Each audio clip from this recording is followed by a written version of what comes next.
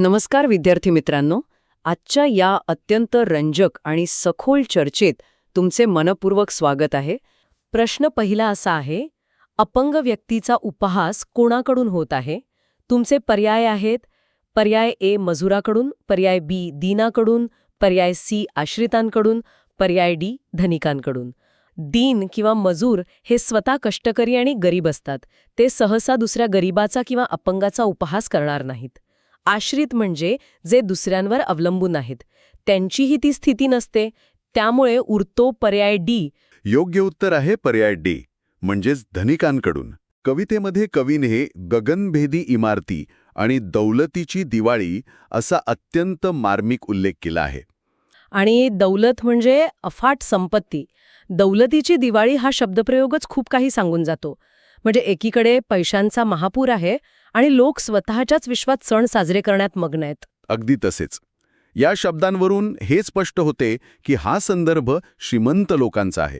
समाजात ज्यांच्याकडे अफाट संपत्ती आहे अशा श्रीमंत लोकांकडून, म्हणजेच धनिकांकडून त्या गरीब आणि अपंग व्यक्तीची थट्टा किंवा उपहास होत आहे. प्रश्न दुसरा पाहूया.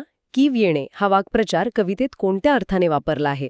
तुमचे पर्याय आहेत: पर्याय ए किळस वाटणे, पर्याय बी दया येणे, पर्याय सी मत्सर वाटणे, पर्याय डी रडू येणे. किळस वाटणे म्हणजे एखाद्या गोष्टीचा तिरस्कार वाटणे, मत्सर म्हणजे दुसऱ्याची प्रगती पाहून होणारा जळफळाट, आणि रडू येणे ही एक शारीरिक प्रतिक्रिया आहे. पण जेव्हा आपण एखाद्या असहाय्य व्यक्तीला पाहतो तेव्हा आपल्या मनात जी भावना निर्माण होते ती एक प्रकारची सहानुभूती असते. तेव्हा मला वाटतं पर्याय बी हे उत्तर असायला हवं. चला अचूक उत्तर पाहूया. योग्य उत्तर आहे पर्याय बी, म्हणजेच दया येणे. प्रश्न तिसरा. कवितेतील आशयानुसार योग्य विधानांचा पर्याय निवडा. लक्ष देऊन ऐका बरं का मुलांनो. विधाने खालीलप्रमाणे आहेत. विधान अ, मजुराला दीनबंधू म्हटले आहे. विधान ब, अपंग व्यक्तीची जीभ ओरडून कोरडी झाली आहे. विधान क, कवितेतील वर्णन आदिवासी पाड्यातील आहे. आणि तुमचे पर्याय आहेत: पर्याय ए फक्त अयोग्य, पर्याय बी अ ब क तिन्ही योग्य, पर्याय सी अ आणि ब योग्य, पर्याय डी ब आणि क योग्य. आता मी जर या विधानांचा विचार केला तर पहिल्या प्रश्नात आपण गगनभेदी इमारती हा शब्द पाहिला होता. गगनभेदी इमारती आणि आदिवासी पाडा याचा काहीच मेळ बसत नाही. आदिवासी पाड्यात निसर्ग असतो, मातीची घरे असतात, टोलेजंग सिमेंटच्या इमारती नसतात. त्यामुळे विधान क तर नक्कीच चुकीचे आहे. जर क चुकीचे असेल तर ज्या पर्यायांमध्ये क आहे ते आपोआप बाद होतात. उरतो तो फक्त पर्याय सी. चला अचूक उत्तर पाहूया. योग्य उत्तर आहे पर्याय सी. पहिल्या विधानात मजुराला दीनबंधू म्हटले आहे. दीनबंधू म्हणजे दीनांचा, गरिबांचा भाऊ, जो त्यांना संकटात मदत करतो. शहराच्या या गर्दीत श्रीमंत लोक उपहास करत आहेत, पण एक गरीब मजूरच दुसऱ्या गरीबाची वेदना समजू शकला. दुसऱ्या विधानात अपंगाची जीभ मदतीसाठी याचना करून कोरडी पडली आहे. हे विधारक सत्यही बरोबर आहे. आणि विधान क चुकीचे ठरते कारण गगनभेदी इमारती हे आधुनिक शहराचे प्रतीक आहे. प्रश्न चौथा असा आहे: पुढीलपैकी कोणत्या पर्यायातील शब्दाचे सामान्य रूप अचूक आहे? विद्यार्थी मित्रांनो, आवर्जून लक्ष द्या. या प्रश्नात तुम्हाला अचूक उत्तराचे 2 पर्याय निवडायचे आहेत. हो, 2 पर्याय अचूक आहेत यात. तुमचे पर्याय आहेत: पर्याय 1 किंमत आणि किमती, पर्याय 2 रक्कम आणि रकमे, पर्याय 3 विहीर आणि विहिरी, पर्याय 4 मावळे आणि मावळ्यान.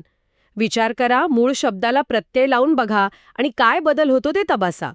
मी जर हा नियम स्वतःला लावून बघितला तर किंमतला ची प्रत्यय लावला तर किमतीची होतं, म्हणजे किमती हे बरोबर वाटतंय. अगदी बरोबर. विहीरला त प्रत्यय लावला तर विहिरीत होतं, म्हणजे विहिरी हे पण बरोबर आहे. पण रक्कमचं रखमे होतं का? मला वाटतं आपण बोलताना रखमेला असं म्हणतो. आणि मावळ्यांचं काय? चला अचूक उत्तर पाहूया.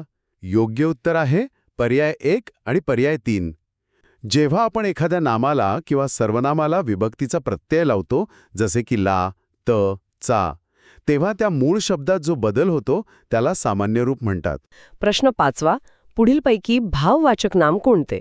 तुमचे पर्याय आहेत: पर्याय ए रागीट, पर्याय बी नैपुण्य, पर्याय सी सुंदर, पर्याय डी नूतन. आता मी जर या पर्यायांकडे पाहिलं तर मला रागीट, सुंदर आणि नूतन हे तिन्ही शब्द एखाद्या व्यक्तीची किंवा वस्तूची माहिती सांगताना दिसतायत. जसं की रागीट माणूस, सुंदर चित्र किंवा नूतन वास्तू.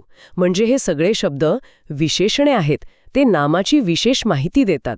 पण नैपुण्य हा शब्द स्वतःच एक गुण आहे. त्याला कोणाच्या आधाराची गरज नाही. योग्य उत्तर आहे पर्याय बी, म्हणजेच नैपुण्य. विद्यार्थी मित्रांनो, भाववाचक नाम म्हणजे असे नाम जे एखाद्या प्राण्यातील, व्यक्तीतील किंवा वस्तूतील गुण, धर्म किंवा भाव दर्शवते. म्हणजे ज्याला आपण प्रत्यक्ष डोळ्यांनी पाहू शकत नाही. हो, ज्याला कोणताही भौतिक आकार नसतो किंवा हाताने स्पर्श करू शकत नाही, पण मनाने नक्कीच अनुभवू शकतो. म्हणजे जसं आपण प्रेम, राग, प्रामाणिकपणा हे पाहू शकत नाही, पण ते अस्तित्वात असतात आणि आपण ते अनुभवतो. बरोबर. नैपुण्य म्हणजे एखाद्या कामातील कौशल्य किंवा कुशलता. हा एक अमूर्त गुण आहे. हे घे तुला विमान प्रवासासाठी 50,000 रुपये. या वाक्यातील अधोरेखित रुपये या शब्दाचे लिंग ओळखा. तुमचे पर्याय आहेत पर्याय ए पुल्लिंग, पर्याय बी स्त्रीलिंग, पर्याय सी नपुंसकलिंग, पर्याय डी पुल्लिंग व स्त्रीलिंग. आता इथे रुपये हा शब्द अनेकवचनी आहे. जर मी याला एकवचनात बदललं तर रुपयाचं होतं रुपया आणि आपण तो रुपया असं म्हणतो. ती रुपया किंवा ते रुपया म्हणत नाही. म्हणजे हे पुल्लिंग असायला हवं. चला अचूक उत्तर पाहूया. योग्य उत्तर आहे पर्याय ए, म्हणजेच पुल्लिंग. मराठी व्याकरणाचा हा अत्यंत सोपा नियम नेहमी लक्षात ठेवा. जेव्हा तुम्हाला एखाद्या शब्दाचं लिंग ओळखायचे असेल तेव्हा तो शब्द आधी एक वचनात करून पाहायचा. मग त्याच्या आधी तो, ती किंवा ते लावून पाहायचे. ज्या नामाच्या आधी तो हे सर्वनाम लागते ते नाम नेहमी पुल्लिंगी असते. ती लागले तर स्त्रीलिंगी आणि ते लागले तर नपुंसकलिंगी. अगदी बरोबर. इथे रुपयाच्या आधी तो लागतो म्हणून रुपये हे अनेक वचन असूनही त्याचं लिंग पुल्लिंगच राहते. जो आहे प्रश्न क्रमांक 7. पुढे दिलेल्या वाक्याचा प्रकार ओळखा. वाक्य अतिशय लक्ष देऊ ऐका.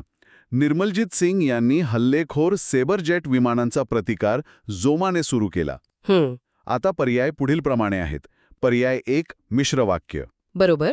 पर्याय 2 संयुक्त वाक्य, पर्याय 3 केवल वाक्य आणि पर्याय 4 आज्ञार्थी वाक्य. चला अचूक उत्तर पाहूया. योग्य उत्तर आहे पर्याय 3. वाक्यांचे प्रकार हे मुख्यत्वे त्या वाक्यात किती कर्ते आणि किती क्रिया आहेत यावरून ठरतात. निर्मलजीत सिंग यांनी हल्लेखोर सेबर जेट विमानांचा प्रतिकार जोमाने सुरू केला. ह्या संपूर्ण वाक्यात कृती करणारा कर्ता कोण आहे? तर निर्मलजीत सिंग हा एकच कर्ता आहे, ज्याला आपण व्याकरणाच्या भाषेत उद्देश असे म्हणतो. अच्छा, म्हणजे कर्ता म्हणजेच उद्देश. हो, कर्ता म्हणजेच उद्देश. आणि त्यांची कृती किंवा क्रिया काय आहे? तर प्रतिकार सुरू केला. ही एकच मुख्य क्रिया या वाक्यात घडत आहे आणि ह्या क्रियेला आपण व्याकरणात विधेय म्हणतो. ओके, म्हणजे एक उद्देश आणि एक विधेय. अगदी तेच. एकच उद्देश आणि एकच विधेय असल्यामुळे हे केवल वाक्य ठरते. प्रश्न क्रमांक 8. योग्य विरामचिन्हांचा वापर करून लिहिलेले वाक्य निवडा. मी 4ही मोठे पर्याय संथपणे आणि स्पष्टपणे वाचतोय. लक्ष देऊ नये का? पर्याय 1 रुद्र म्हणाला, सर मी आत येऊ का? पर्याय 2 अरे अच्छा, किती सुंदर चित्र रंगवलेस तू. पर्याय 3 शाळेतील विद्यार्थी भांडार, प्रयोगशाळा, संगणक कक्ष, वाचनालय या सुविधा सुसज्ज आहेत. आणि चौथा पर्याय? पर्याय 4 साहेब म्हणाले, या नोटेतले 80 रुपयेच माझे आहेत, पण बाकी 20 रुपयांचं काय? वाक्य थोडे मोठे आहे. हो, अचूक उत्तर पाहूया. योग्य उत्तर आहे पर्याय 4. साहेब म्हणाले यानंतर स्वल्पविराम म्हणजेच कॉमा वापरला आहे. हा स्वल्पविराम दाखवतो की बोलणाऱ्याचे विधान आता सुरू होणार आहे. एक छोटीशी विश्रांती तिथे आहे. त्यानंतर जे वाक्य साहेब प्रत्यक्ष बोलले आहेत ते जसेच्या तसे दुहेरी अवतरण चिन्हात म्हणजेच डबल इन्व्हर्टेड कॉमाजमध्ये ठेवले आहे. या नोटेतले 80 रुपयेच माझे आहेत. इथे जो अर्धविराम किंवा सेमिकोलन वापरला आहे तो वाक्याचा अर्थ स्पष्ट करण्यात खूप मोठी भूमिका बजावतो. जेव्हा दोन छोटी आणि स्वतंत्र वाक्य पण, परंतु किंवा अशा उभयान्वयी अव्ययांनी जोडलेली असतात तेव्हा पहिल्या वाक्याच्या शेवटी अर्धविराम वापरला जातो. वाक्य एका प्रश्नाने संपत असल्यामुळे तिथे प्रश्नचिन्ह दिले आहे व मग दुहेरी अवतरण चिन्ह पूर्ण केले आहे. इतर पर्यायांमध्ये पाहिले तर हीच गल्लत झालेली दिसते. पहिल्या पर्यायात प्रश्न विचारूनही शेवटी उद्गारवाचक चिन्ह आहे. हो, ते चुकीचं आहे. दुसऱ्या पर्यायात उद्गारवाचक वाक्य असूनही शेवटी प्रश्नचिन्ह दिले आहे. प्रश्न क्रमांक 9. पुढील वाक्यातील क्रियापदाचा अर्थ ओळखा.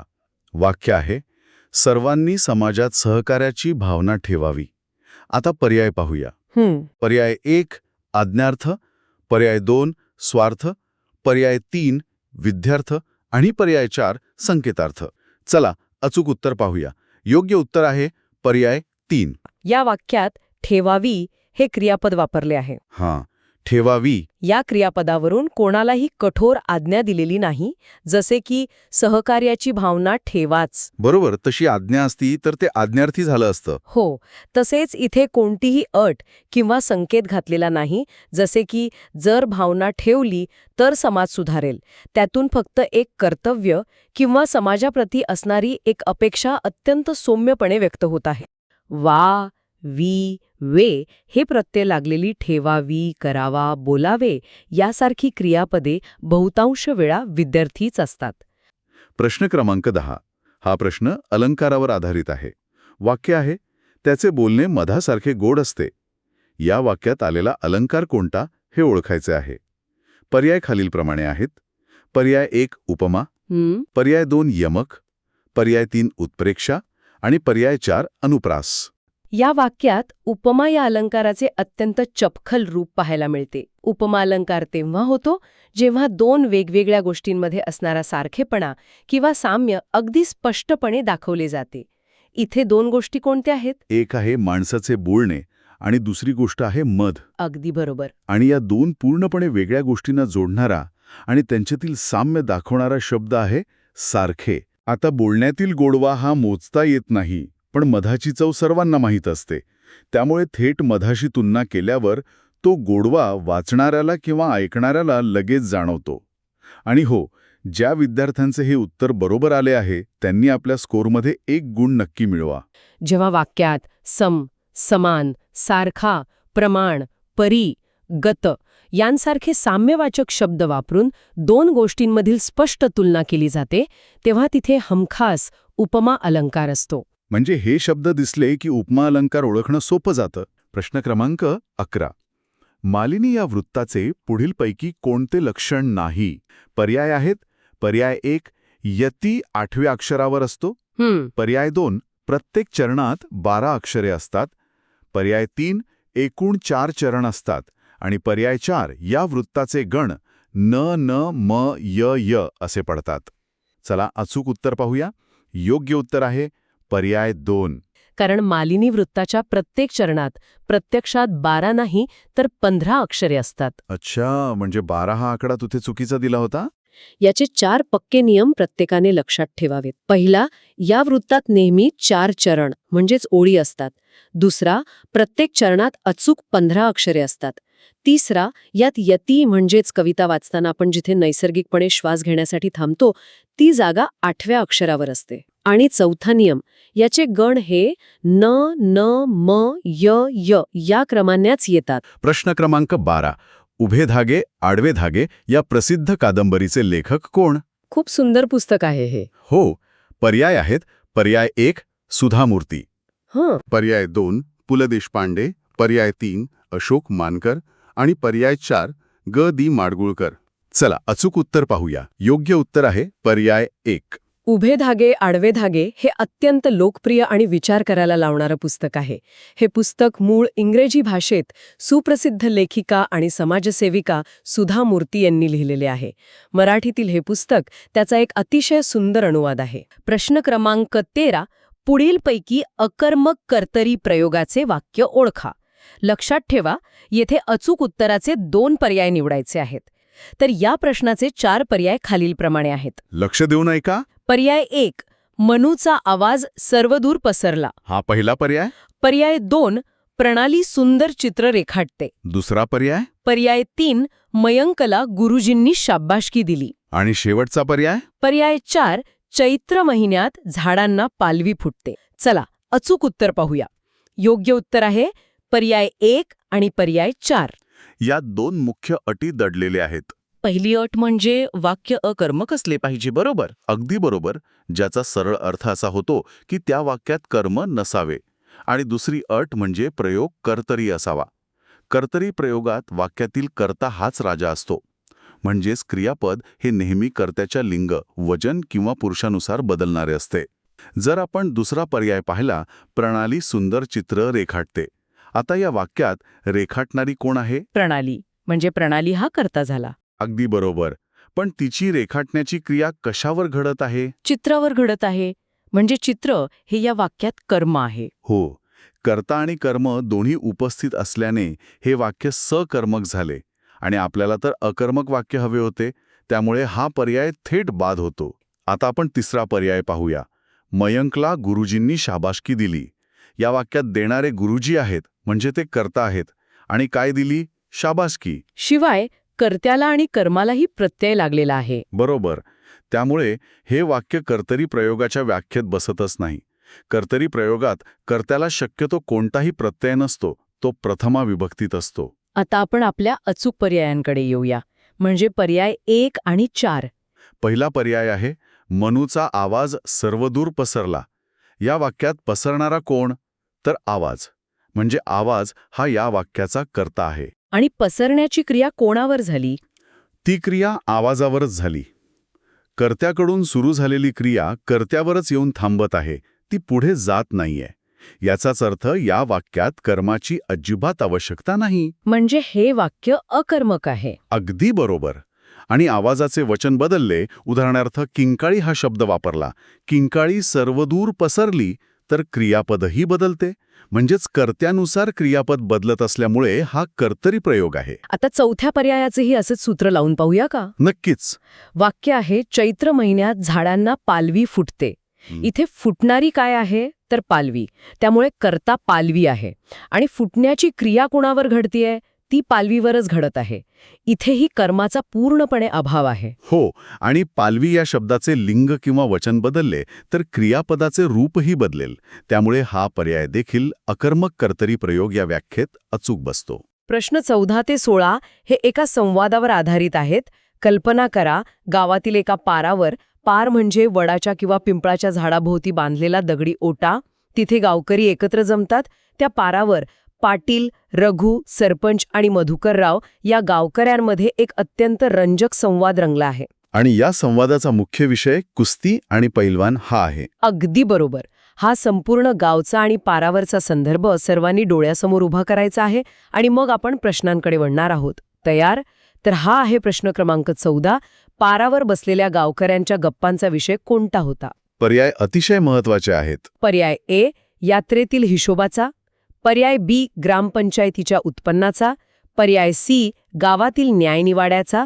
पर्याय डी, यात्रेत झालेल्या कुस्त्यांचा. चला, अचूक उत्तर पाहूया. या प्रश्नाचं योग्य उत्तर आहे पर्याय डी. दिलेल्या संवादात सुरुवातीलाच रघु नावाचे पात्र अतिशय स्पष्टपणे सांगते की कालच्या यात्रेतल्या कुस्त्या कशा झाल्या आणि त्याचीच चर्चा सध्या पारावर सुरू आहे. होय, आणि याच कारणामुळे बाकीचे पर्याय जसे की यात्रेचा हिशोब, ग्रामपंचायतीचे उत्पन्न किंवा न्यायनिवाडा हे आपोआपच संदर्भहीन आणि चुकीचे ठरतात. आता या संवादावर आधारित पुढचा प्रश्न पाहूया. प्रश्न क्रमांक 15. पैलवानांची संख्या रोडावण्याचे कोणते कारण संवादात आले आहे? पैलवानांची संख्या रोडावणे म्हणजे ती कमी का होत आहे? पर्याय लक्ष देऊन ऐका. पर्याय ए, कुस्ती खेळाबद्दल उदासीनता. पर्याय बी, प्रशिक्षकांची कमतरता. पर्याय सी, आर्थिक चणचण. आणि पर्याय डी, प्रसिद्धीची वाणवा. चला, अचूक उत्तर पाहूया. या प्रश्नाचे योग्य उत्तर आहे पर्याय सी. जर आपण संवाद अगदी शब्दशः वाचत गेलो तर आर्थिक चणचण हा शब्द संवादात कुठेही थेट छापलेला सापडणार नाही. तिथे एका पात्राने एक अतिशय मार्मिक वाक्य वापरले आहे. संवादात असे म्हटले आहे की सध्याच्या काळात पैलवान तयार करणे हे कमी खर्चाचं काम नाही. या वाक्याचा अर्थ असा की पैलवान तयार करण्यासाठी भरपूर पैसा लागतो. कुस्ती खेळणाऱ्या पैलवानांचा खुराक, त्यांचा रोजचा आहार, ज्यामध्ये दूध, बदाम, अंडी, फळे यांचा समावेश असतो, तो अतिशय महागडा असतो. शिवाय तालमीचा खर्चही असतो. कुस्तीबद्दल उदासीनता आहे किंवा प्रशिक्षकांची कमतरता आहे अशी कोणतीही कारणे संवादात दिलेली नाहीयेत. संवादाचा संपूर्ण रोख हा खर्चावर म्हणजेच पैशांवर आहे. आता या पारावरच्या संवादावर आधारित शेवटचा आणि निरीक्षणावर आधारित प्रश्न पाहूया. प्रश्न क्रमांक 16. वरील संवाद झाला त्या ठिकाणी किती व्यक्ती असाव्यात? पर्याय ऐका बरं का. पर्याय ए 4, पर्याय बी निश्चित सांगता येत नाही, पर्याय सी 3, पर्याय डी 5. योग्य उत्तर आहे पर्याय ए. दिलेल्या संवादात पाटील, रघु, सरपंच आणि मधुकरराव या 4 जणांची नावे स्पष्टपणे येतात आणि या चौघांचाही चर्चेत प्रत्यक्ष सहभाग आहे. प्रश्न क्रमांक 17. पुढील वाक्यात रिकाम्या जागी येणारा योग्य वाक्प्रचार निवडा. लक्षात घ्या, इथेही सुरुवातीच्या प्रश्नाप्रमाणेच अचूक उत्तराचे 2 पर्याय निवडायचे आहेत. वाक्य लक्ष देऊ नये का? वाक्य आहे, रुपालीने कांदिवली स्टेशन गाठेपर्यंत उन्हातान्हातून पुढे रिकामी जागा. पर्याय आहेत पर्याय ए रपेट करणे, पर्याय बी पोबारा करणे, पर्याय सी पायपीट करणे, पर्याय डी पसार होणे. 2 अचूक पर्याय शोधायचे आहेत. या प्रश्नाचे अचूक उत्तर आहे पर्याय ए आणि पर्याय सी. प्रस्तुत वाक्यात रुपाली उन्हातान्हातून चालत जाऊन स्टेशनला पोहोचली आहे. उन्हातान्हातून खूप लांबवर चालत जाणे, थकवणारा पायी प्रवास करणे, यासाठी मराठीत रपेट करणे आणि पायपीट करणे हे 2 अत्यंत चपखल आणि योग्य वाक्यप्रचार आहेत. त्यामुळे हे दोन्ही पर्याय अचूक बसतात. प्रश्न क्रमांक 18. पुढीलपैकी वेगळ्या अर्थाचा शब्द निवडा. पर्याय लक्ष देऊ नये का, पर्याय ए ज्योत्स्ना, पर्याय बी कौमुदी, पर्याय सी सौदामिनी, पर्याय डी चंद्रिका. योग्य उत्तर आहे पर्याय सी. पर्याय ए ज्योत्स्ना, पर्याय बी कौमुदी आणि पर्याय डी चंद्रिका या तिन्ही शब्दांचा अर्थ अगदी एकच आहे आणि तो म्हणजे चांदणे किंवा चंद्राचा प्रकाश. सौदामिनी म्हणजे पावसाळ्याच्या दिवसात काळ्याकुट्ट ढगांमध्ये चमकणारी वीज. चांदणे हे अतिशय शांत आणि शीतल असते, तर वीज ही उग्र आणि डोळे दिपवणारी असते. अर्थाच्या आणि स्वभावाच्या दृष्टीने सौदामिनी हा शब्द शांत चांदण्याच्या गटात अजिबात बसत नाही. प्रश्न क्रमांक 19. साहित्यिक व त्यांची टोपणनावं दिली आहेत. त्यापैकी चुकीची असलेली जोडी निवडा. पर्याय ए अनिल म्हणजे आत्माराम रावजी देशपांडे, पर्याय बी आरती प्रभू म्हणजे चिंतामण त्र्यंबक खानोलकर, पर्याय सी बी म्हणजे नारायण मुरलीधर गुप्ते, पर्याय डी दिवाकर म्हणजे शंकर केशव कानिटकर. चला अचूक उत्तर पाहूया. योग्य उत्तर आहे पर्याय डी. दिवाकर हे मराठी साहित्यातील एक अत्यंत प्रसिद्ध टोपणनाव आहे, पण ते शंकर काशीनाथ गर्गे यांचे आहे. साहित्यात त्यांना नाट्य छटाकार दिवाकर म्हणून ओळखले जाते. ओसाड या शब्दाचा विरुद्धार्थी शब्द पर्यायांतून निवडा. आता मी पर्याय वाचतो. पर्याय ए नापीक, पर्याय बी सुपीक, पर्याय सी माळरान, पर्याय डी मरुद्यान. योग्य उत्तर आहे पर्याय बी सुपीक. आपला पुढचा प्रश्न आहे शब्दसमूहाबद्दल एक शब्द निवडण्याचा. हा प्रश्न क्रमांक 21 आहे. प्रश्न असा आहे, अतिशय शुद्ध आणि उत्कृष्ट प्रकारचे या शब्दसमूहाबद्दल एक योग्य शब्द पर्यायांतून निवडा. पर्याय ए बावनकशी, पर्याय बी बहुरूपी, पर्याय सी मंगलाचरण, पर्याय डी परिपक्व. योग्य उत्तर आहे पर्याय ए बावनकशी. बहुरूपी म्हणजे अनेक रूपे घेणारा आणि मंगलाचरण म्हणजे शुभ सुरुवात, त्यामुळे ते इथे लागू पडत नाहीत. आणि परिपक्व म्हणजे पूर्णपणे तयार झालेले. प्रश्न क्रमांक 22 हा एका म्हणीवर आधारित आहे. कार्यक्रम पूर्ण झाल्यानंतर व्यवस्था करणे या अर्थाची योग्य म्हण निवडा. आता पर्याय नीट ऐका. पर्याय ए पर्याय ए प्रयत्नांती परमेश्वर, पर्याय बी भुकेला कोंडा आणि निजेला धोंडा, पर्याय सी बैल गेला नि झोपा केला, पर्याय डी अन्नछत्री जेवणे वर मिरपूड मागणे. योग्य उत्तर आहे पर्याय सी बैल गेला नि झोपा केला. पुढीलपैकी कोणता शब्द कांडी भाषेतील नाही? पर्याय ए भाकरी, पर्याय बी बटाटा, पर्याय सी विडी, पर्याय डी गाजर. तर आहे पर्याय बी बटाटा. आता आपण जे पर्याय पाहिले त्यातील भाकरी, विळी आणि गाजर हे शब्द कानडी भाषेतून मराठीत आले आहेत. पण बटाटा हा शब्द वेगळा आहे. बटाटा हा शब्द कानडी भाषेतील नाही. बटाटा हा शब्द मूळचा पोर्तुगीज भाषेतील आहे. पोर्तुगीज. तेव्हा त्यांनी त्यांच्यासोबत काही नवीन फळे, भाज्या आणि त्यांचे शब्दही आणले. त्यापैकीच एक म्हणजे बटाटा. आणि केवळ बटाटाच नाही तर पपई, पेरू, काजू, साबण आणि अगदी हापूस आंबा हे सगळे शब्दसुद्धा मूळचे पोर्तुगीजच आहेत. प्रश्न क्रमांक 24 वसुंधरा या शब्दातील अनुस्वाराचा उच्चार कोणत्या परसवर्णासारखा होतो? आता पर्यायांचे उच्चार नीट ऐका. पर्याय ए ण बाणाचा, पर्याय बी न नळाचा, पर्याय सी ञ त्रिकुटातला, पर्याय डी ह वाङ्मयातला. योग्य उत्तर आहे पर्याय बी न नळाचा न. जेव्हा आपण वसुंधरा हा शब्द लिहितो तेव्हा सु या अक्षरावर आपण अनुस्वार देतो. हं. आता ह्या अनुस्वाराचा नेमका उच्चार कसा करायचा, अनुस्वारानंतर येणारा वर्ण कोणत्या वर्गातील आहे ते पाहायचे. हं. वसुंधरा या शब्दात अनुस्वारानंतर ध हा वर्ण येतो.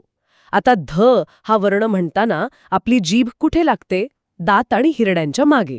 ज्या वर्गातील तो वर्ण असतो त्याच वर्गातील सर्वात शेवटचा अनुनासिक आपण अनुस्वाराच्या उच्चारासाठी वापरतो. हां हां.